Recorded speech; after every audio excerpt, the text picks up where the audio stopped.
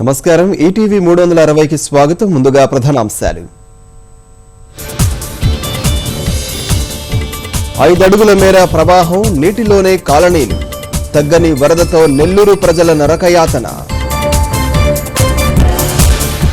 తిరుపతిలో భారీ వర్షం, రోడ్లపై వరద పరుగులు.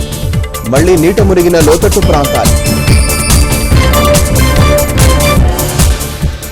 గుంటూరు రైతుల్లో సంతోషం, గోదావరి రైతుల్లో దుఃఖం. తడిసిన ధాన్యం కొనుగోలు చేస్తామన్న ప్రభుత్వం. వరద ముంపు నుంచి ఇంకా తేరుకోని తమిళనాడు. 3 రోజులుగా విద్యుత్ లేక అనేక చోట్ల జనం అవస్థలు. అమరావతికి భూములిచ్చిన రైతులకు ప్లాట్లపై కసరత్తు.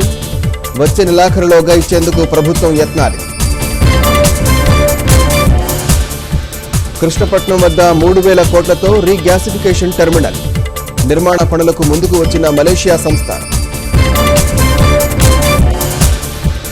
వరంగల్ ఉప ఎన్నికలకు నేటితో ముగియనున్న ప్రచారం. చివరి రోజున ఓటర్లను ఆకర్షించేందుకు పార్టీల ప్రయత్నాలు. ప్యారిస్లో మరో దాడికి ఐఎస్ ఉగ్రవాదుల కుట్ర. తనిఖీల్లో గుర్తింపు. సూత్రధారి ఆత్మాహుతి చేసుకున్నట్టు అనుమానాలు.